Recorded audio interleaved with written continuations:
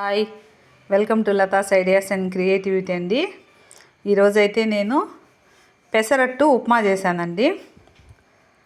పెసరట్టుకి ఎట్లా చేశానంటే 2 గ్లాసులు పెసర్లు తీసుకున్నాను, తర్వాత 2 గ్లాసులు రైస్ తీసుకున్నాను, తర్వాత 1 గ్లాసు మాత్రం మినపప్పు తీసుకున్నానండి. ఆ విధంగా నానబెట్టేశాను. మార్నింగ్ స్కూల్కి వెళ్ళే ముందు నానబెట్టాను అనమాట. అంటే 9కి నానబెట్టాను. తర్వాత సాయంత్రము స్కూల్ నుంచి వచ్చిన తర్వాత గ్రైండర్ వేసానండి. ఇంకా నైట్కి ఇలాగా చేశాను అన్నమాట. కొంచెం పిండి ఉంటే దాన్ని ఫ్రిడ్జ్లో పెట్టి రేపు మార్నింగ్ కూడా ఉపయోగించుకుందామని అలా పెట్టేశాను. ఎప్పుడైనా కూడా మనము నైట్ చేసుకోవాలన్నప్పుడు అట్లా మార్నింగ్ నానబెట్టేసామంటే చక్కగా గ్రైండర్ వేసుకుందామంటే బాగా దోశ అయితే వచ్చేస్తుంది అన్నమాట. పెసరట్టు చాలా హెల్దీ అండి. మామూలు దోశే కాకుండా ఇలా టైప్స్ ఆఫ్ దోశలు మనం చేసుకుంటూ ఉన్నామంటే తినడానికి కూడా కొంచెం ఇంట్రెస్ట్ ఉంటుందన్నమాట. అదేవిధంగా ఓన్లీ పెసరట్టు చేసుకోవచ్చు, లేదంటే పెసరట్టు ఉప్మా చేసుకోవచ్చు, లేదంటే పెసరట్టులో ఆనియన్స్, క్యారెట్ ఇవన్నీ కూడా వేసి చేసుకోవచ్చు అన్నమాట.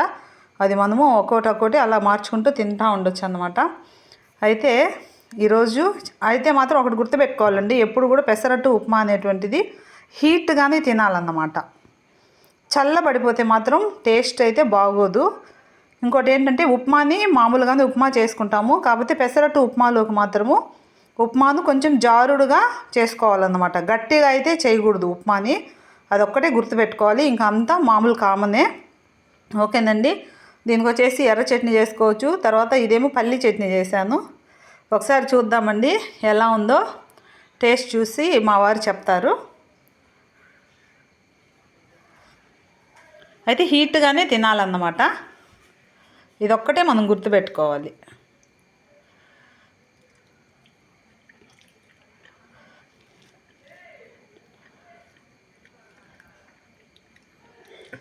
చాలా బాగుంది, బాగా టేస్టీగా ఉంది. కాబట్టి మంచి హెల్దీ అండి. ఇటువంటి రెసిపీస్ మనం ఖచ్చితంగా చేసుకోవాలి. తినేటప్పుడు ఒకటి గుర్తుపెట్టుకోవాలి, ఈ దోశ మొత్తము అండ్ ఈ ఉప్మాతో సహా ఇలాగ మనము టేస్ట్ చేయాలన్నమాట ఒకేసారి. అప్పుడు ఆ టేస్ట్ అనేది మనకు పెసరట్టు ఉప్మా టేస్ట్ అనేది తెలుస్తుంది. ఒకసారి నేను చేసి చెప్తాను ఎలా ఉందో.